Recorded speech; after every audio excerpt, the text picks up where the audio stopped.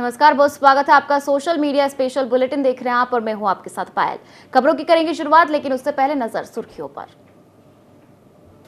भारत का पहला private orbital rocket तैयार, व्हाइट हाउस के पास फायरिंग। हांगकांग में 77 साल में सबसे भीषण आग, 55 मौतें। कोहरे धुंध में उड़ान से पहले 5 जांच से गुजरेंगे प्लेन।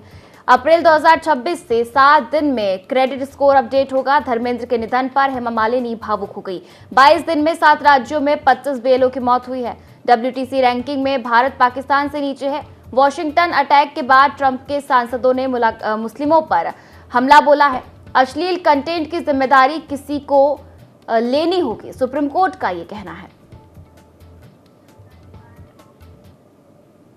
और चलिए अब शुरुआत करते हैं आज की बड़ी और महत्वपूर्ण खबर से, जहां पीएम मोदी ने गुरुवार को वीडियो कॉन्फ्रेंसिंग के जरिए भारत के पहले प्राइवेट ऑर्बिटल रॉकेट विक्रम 1 को दुनिया के सामने रखा। इस रॉकेट की ऊंचाई 26 मीटर यानी करीब 85 फीट है। रॉकेट को private space company sky root Aerospace ने बनाया है। इस रॉकेट को 2026 में लॉन्च किया जाएगा।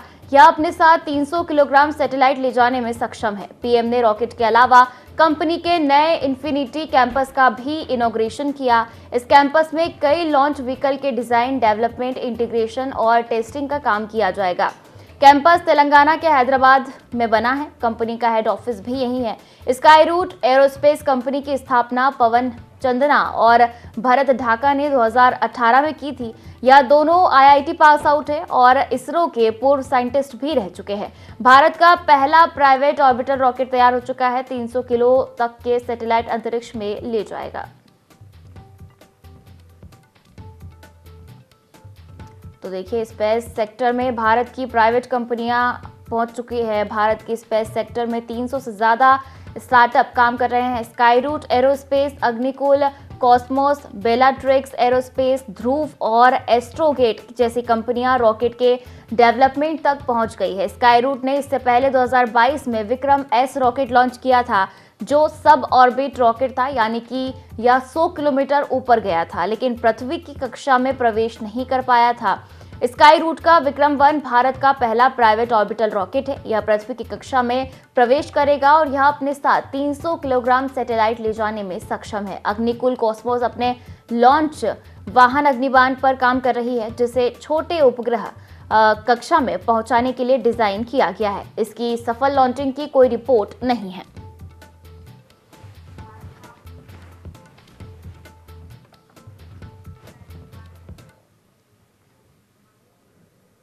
और खबरों में आगे बढ़ेंगे, जहां अमेरिका में बुधवार को व्हाइट हाउस के पास नेशनल गार्ड्स के 2 जवानों को गोली मार दी गई। इस मामले में एक अफगान शरणार्थी को हिरासत में लिया गया है। FBI अधिकारियों के मुताबिक हमले में शामिल संदिग्ध की पहचान 29 साल के रहमानुल्लाह लाकनवाल के तौर पर हुई है। वह अगस्त 2021 में अफगानिस्तान से अमेरिका आया था। उसने 2024 में शरणार्थी के दर्जे के लिए अप्लाई किया था और उसे अप्रैल 2025 में मंजूरी मिली थी। अमेरिकी राष्ट्रपति डोनाल्ड ट्रंप ने इसे आतंकी घटना करार दिया है। उन्होंने कहा कि इसमें जो भी शामिल है उन्हें इसकी भारी कीमत चुकानी होगी। उन्होंने अमेरिका में अफगान शरणार्थियों की तुरंत एंट्री रोकने का ऐलान किया है। आपको बता दें कि राष्ट्रपति ट्रंप ने एक वीडियो मैसेज जारी कर कहा है कि मेरी जानकारी में आया है कि संदिग्ध एक विदेशी है जो अफगानिस्तान से हमारे देश में आया है, जो एक तरह की नरक जैसी जगह है। ट्रंप ने कहा कि पिछली सरकार के दौरान अमेरिका आए सभी अफगान नागरिकों की दोबारा जांच की जाएगी।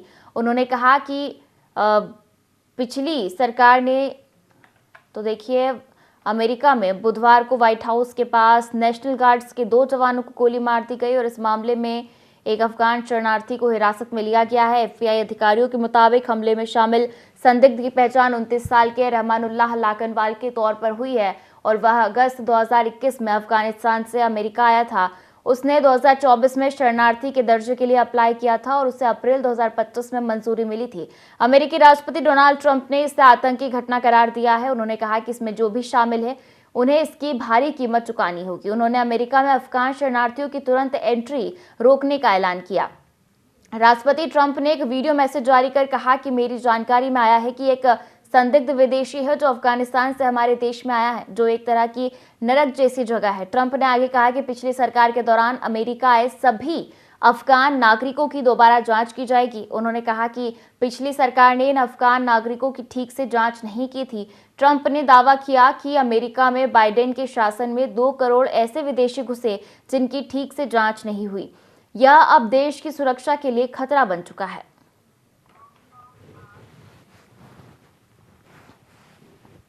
और खबरों में आगे बढ़ेंगे, जहां नागरिक उड्डयन महानिदेशालय DGCA ने कोहरे या धुंध में टेक ऑफ व लैंडिंग के दौरान हादसों से बचने के लिए नई व्यवस्था तय की है। इसके तहत जांच के 5 चरण तय किए गए हैं, जिन्हें विमानन कंपनी, पायलट व एयरपोर्ट को मानना ही होगा। कोहरे व धुंध में उड़ान को 3 श्रेणियों में बांटा है, यानी कि विजिबिलिटी जितनी कम होगी, मानक उतने ही सख्त होंगे।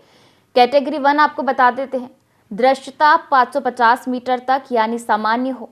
कैटेगरी 2 में दृश्यता 300 मीटर रह जाए और कैटेगरी 3 सबसे कम दृश्यता 100 मीटर या उससे भी कम हो जाए।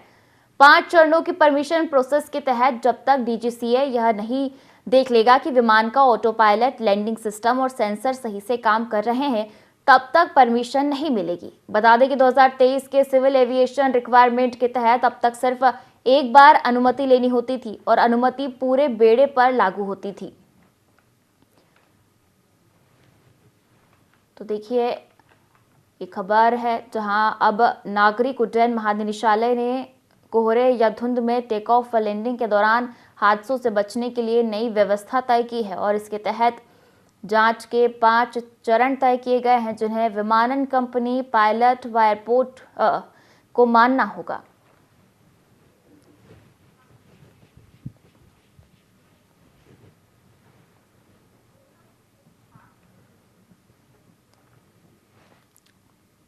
तो देखिए, विजिबिलिटी जितनी कम होगी, मानक उतने ही सख्त होंगे। कैटेगरी 1 में दृश्यता 550 मीटर यानी सामान्य होगी और कैटेगरी 2 में दृश्यता 300 मीटर रह जाए और कैटेगरी 3 सबसे कम दृश्यता 100 मीटर या उससे भी कम हो जाए। तो देखिए, 2023 के सिविल एविएशन रिक्वायरमेंट के तहत अब तक सिर्फ एक बार अनुमति लेनी होती थी और अनुमति पूरे बेड़े पर लागू होती थी। अब हर विमान और हर पायलट को आगे स्तर पर अप्रूवल की प्रक्रिया से गुजरना होगा। यह बदलाव इसलिए जरूरी है क्योंकि घने कोहरे के कारण देश में हर साल सैकड़ों उड़ानें प्रभावित होती है। नई व्यवस्था का उद्देश्य यह सुनिश्चित करना है कि कोहरे में उड़ान की इजाजत उन्हीं ऑपरेटरों को मिले जिनके विमान या पायलट तकनीकी रूप से पूरी तरह तैयार है।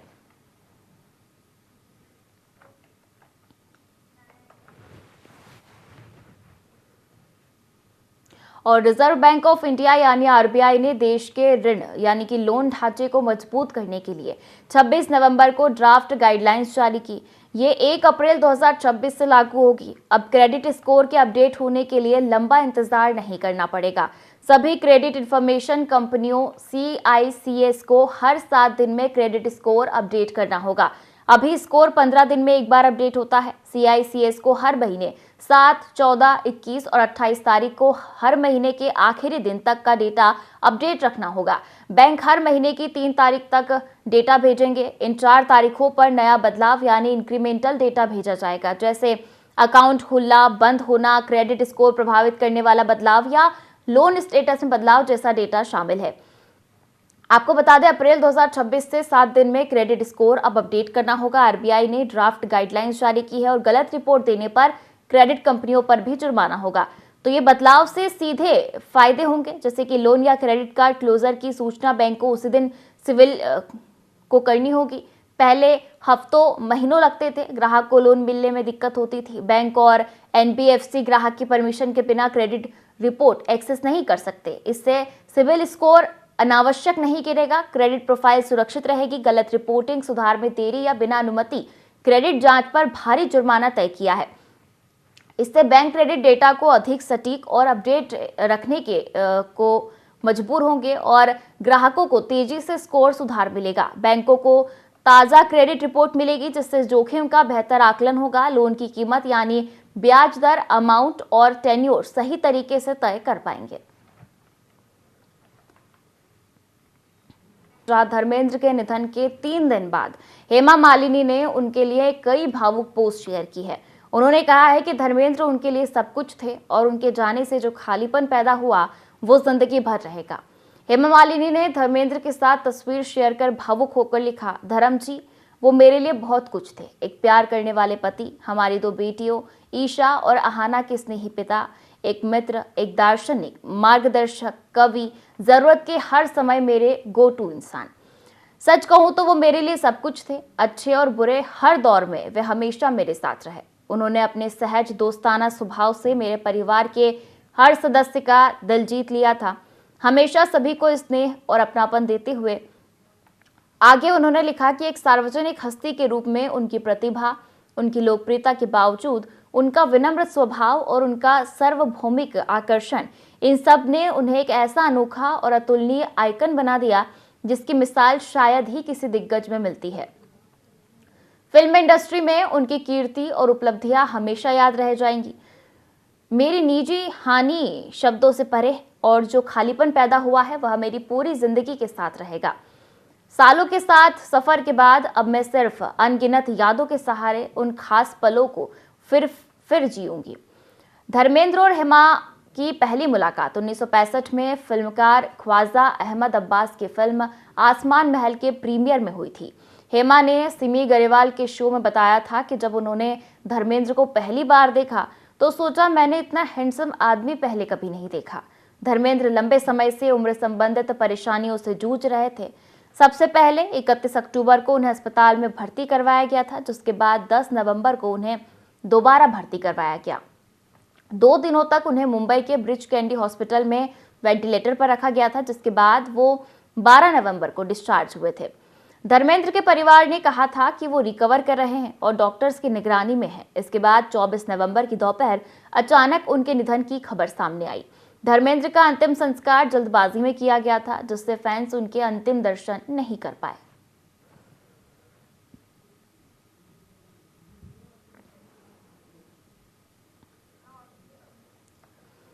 तो देखिए, उम्र संबंधी समस्याओं से धर्मेंद्र जूझ रहे थे। 2 बार अस्पताल में वेंटिलेटर पर भी उन्हें रखा गया। 24 नवंबर को धर्मेंद्र के निधन की खबर आई और अब कई भावुक पोस्ट हेमा मालिनी ने की है।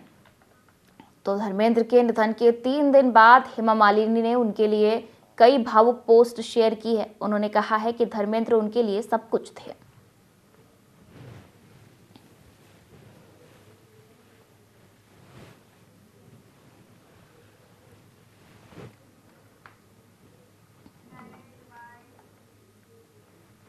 और world test champion South Africa के हाथों 0-2 से क्लीन स्वीप होने के बाद Bharat ICC world test championship यानी कि WTC रैंकिंग में पाकिस्तान से नीचे पहुंच गया है। पाकिस्तान 50% पॉइंट्स के साथ चौथे स्थान पर है, जबकि भारत 48.15% पॉइंट्स के साथ 5वें स्थान पर खिसक गया। साउथ अफ्रीका ने भारत को दूसरी पारी में 140 रन पर समेट दिया और 408 रन से जीत दर्ज की। यह भारत की टेस्ट में रन के अंतर में सबसे ज्यादा बड़ी हार रही। इस जीत के साथ अफ्रीका टीम ने WTC पॉइंट्स टेबल के दूसरे नंबर पर अपनी स्थिति और मजबूत कर ली है। भारत को इस WTC साइकिल में 18 टेस्ट खेलने हैं। टीम 9 खेल चुकी है और अभी 9 टेस्ट मैच बाकी है। भारत के पास 48.15% परसेंटेज पॉइंट्स है। जब पिछले WTC साइकिल को देखें तो फाइनल में पहुंचने के लिए आमतौर पर 55% से 65% तक के बीच का पॉइंट्स चाहिए होते हैं। इसका मतलब है कि भारत को बचे हुए 9 टेस्ट में कम से कम 6 या 7 जीत जरूरी होगी। कुछ मैच ड्रॉ खेलने के बाद भी भारत को फायदा हो सकता है, लेकिन 3 से ज्यादा मैच हारने पर टीम बाहर हो जाएगी। गणित के हिसाब से भारत फाइनल रेस में अभी भी बना हुआ है, लेकिन गुवाहाटी की हार ने भारत की राह बेहद कठिन कर दी है। अब एक और खराब सीरीज हुई तो अंत में चाहे घरेलू मैदान पर प्रदर्शन कितना भी अच्छा हो, 2027 फाइनल का टिकट बचाना बहुत मुश्किल हो जाएगा।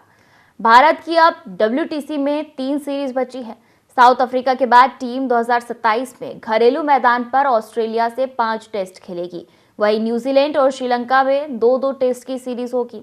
वर्ल्ड टेस्ट चैंपियनशिप को आईसीसी ने 2019 में शुरू किया। इसमें 9 टीमों को 6 टीमों के खिलाफ 2 से 5 मैचों की टेस्ट सीरीज खेलनी होती है। इनमें 3 अपने घर और 3 सीरीज विदेश में रहती है। सभी टीमों के मैच खत्म होने के बाद पॉइंट्स टेबल में टॉप 2 पोजीशन पर रहने वाली टीमों के बीच फाइनल होता है। भारत ने 2021 और 2023 में 2 बार फाइनल में जगह बनाई, लेकिन टीम न्यूजीलैंड और ऑस्ट्रेलिया के खिलाफ खिताबी मुकाबला हार गई। साउथ अफ्रीका ने 2025 में फाइनल खेला और टीम ऑस्ट्रेलिया को हराकर चैंपियन भी बनी।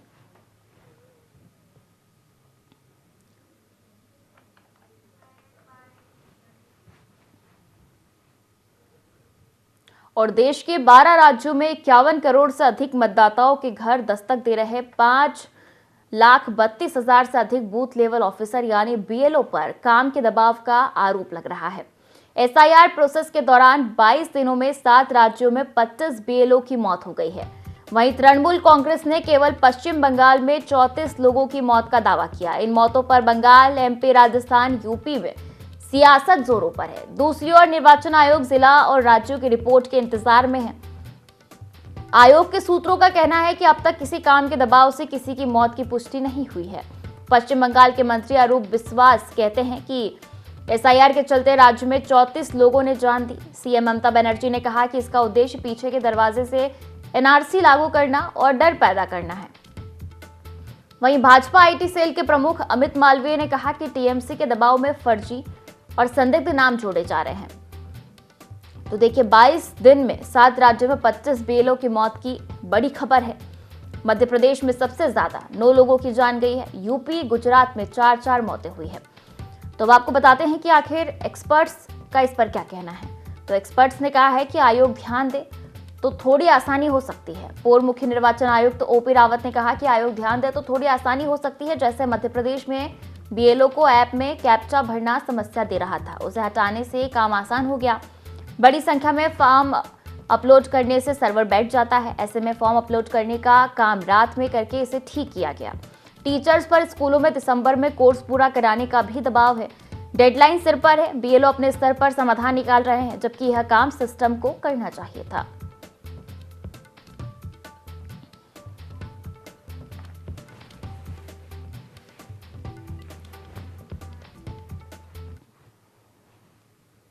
और खबरों में आगे बढ़ेंगे, जहां सुप्रीम कोर्ट में गुरुवार को सोशल मीडिया के कंटेंट पर सुनवाई हुई।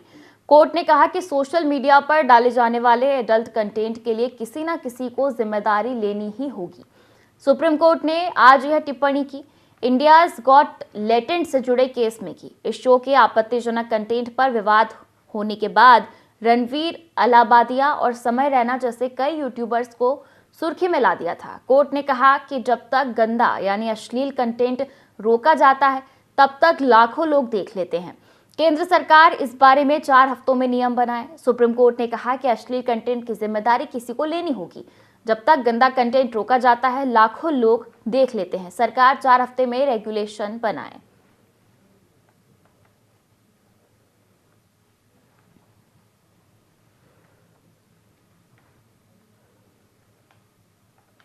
तो देखिए, सुप्रीम कोर्ट में गुरुवार को सोशल मीडिया के कंटेंट पर सुनवाई हुई। कोर्ट ने कहा कि सोशल मीडिया पर डाले जाने वाले एडल्ट कंटेंट के लिए किसी न किसी को जिम्मेदारी लेनी होगी। सुप्रीम कोर्ट ने यह टिप्पणी की इंडियाज गॉट लेटेंट से जुड़े केस में कहा, और साथ ही इस शो के आपत्तिजनक कंटेंट पर विवाद होने के बाद रणवीर अलाहाबादिया और समय रैना जैसे कई यूट्यूबर्स को इस में सुर्खियों में ला दिया था। कोर्ट ने कहा कि जब तक गंदा या अश्लील कंटेंट रोका जाता है तब तक लाखों लोग देख लेते हैं।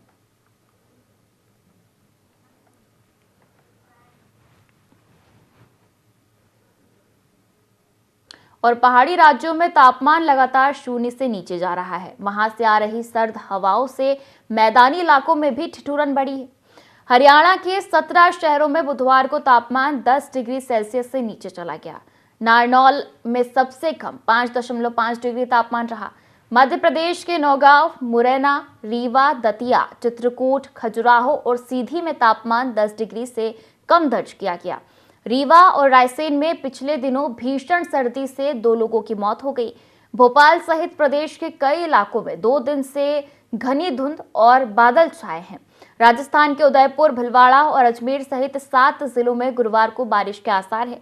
राज्य के 11 शहरों में बुधवार को 10 डिग्री से कम तापमान दर्ज किया गया। फतेहपुर में सबसे कम 2.9 डिग्री तापमान रहा। बिहार में कड़ाके की सर्दी के साथ घना कोहरा लोगों की मुसीबतें बढ़ा रहा है। बुधवार को 8 जिलों में तापमान 9 से 15 डिग्री के बीच रहा। बक्सर में पारा सबसे कम 9.6 डिग्री रिकॉर्ड किया गया। पटना एयरपोर्ट पर बुधवार को कोहरे के कारण 14 फ्लाइट्स लेट हो गई। 52 ट्रेनें कैंसिल करनी पड़ी। इनमें 20 ट्रेन पटना से खुलने और गुजरने वाली थी। राजस्थान में बारिश का अलर्ट जारी किया गया है और इसके बाद फिर सर्दी पड़ेगी। बिहार में कोहरे से 52 ट्रेनें कैंसिल कर दी गई, 14 फ्लाइट्स डिले रही। एमपी में सर्दी से 2 की मौत भी हुई है।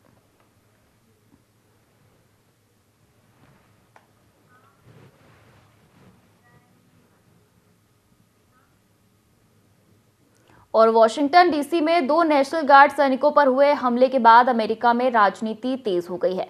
संदिग्ध की पहचान रहमानुल्लाह लाकनवाल के रूप में हुई है, जो अफगानिस्तान मूल का है और 2021 में ऑपरेशन अलाइज वेलकम के तहत अमेरिका आया था। उसकी पहचान पता लगते ही देश में इमिग्रेशन, सुरक्षा और धार्मिक पहचान को लेकर पुरानी बहस फिर सामने आ गई है। कुछ सांसदों के बयान ऐसे हैं जो 9/11 हमलों के बाद दिखे माहौल की याद दिला रहे हैं। हमले में 2 नेशनल गार्ड सदस्य गंभीर रूप से घायल हुए हैं। घटना की जांच आतंकवादी हमले के रूप में की जा रही है। इसी बीच डोनाल्ड ट्रंप की पार्टी रिपब्लिकन के सांसदों का गुस्सा खुलकर सामने आया है। आपको बता दें, कांग्रेसमैन ब्रेंडन गिल ने सवाल उठाया कि आखिर बार-बार ऐसे मामले क्यों सामने आ रहे हैं और इस बात पर नाराजगी जताई कि एक अफगान मूल का व्यक्ति राजधानी के इतने संवेदनशील इलाके में कैसे रह रहा था। उन्होंने एक अन्य पोस्ट में कहा कि इस्लाम एक समस्या है। यह समझने से पहले हमें अमेरिका में कितनी बार अल्लाहू अकबर सुनना पड़ेगा। उनके बयान ने सोशल मीडिया पर तुरंत बहस छेड़ दी। इस्लाम के खिलाफ बोलने पर कई लोगों ने उन्हें लताड़ लगाई। एक यूजर ने कहा कि अगर मुस्लिम अप्रवासी समस्या है तो हमारे देशों से दूर रहें, दुनिया के अपने हिस्से में रहें और हम अपने हिस्से में। और अब और तख्ता पलट नहीं, मध्य पूर्व और अफ्रीका में अब और एयरबेस नहीं, अब और अमेरिकी कंपनियां नहीं। वहीं एक यूजर ने लिखा कि जब कांग्रेस का कोई सदस्य किसी पूरे धर्म को समस्या मानता है तो वह अमेरिका की रक्षा नहीं कर रहा होता, बल्कि उस संविधान की अवहेलना कर रहा होता है जिसकी रक्षा की शपथ उसने ली थी। हम आतंकवाद से लड़ते हैं, हम आस्था को अपराधी नहीं बनाते। वॉशिंगटन में अटैक के बाद ट्रंप के सांसदों ने मुस्लिमों पर हमला बोला और कहा कि इस्लाम एक समस्या है। लोगों ने सबक सिखा दिया।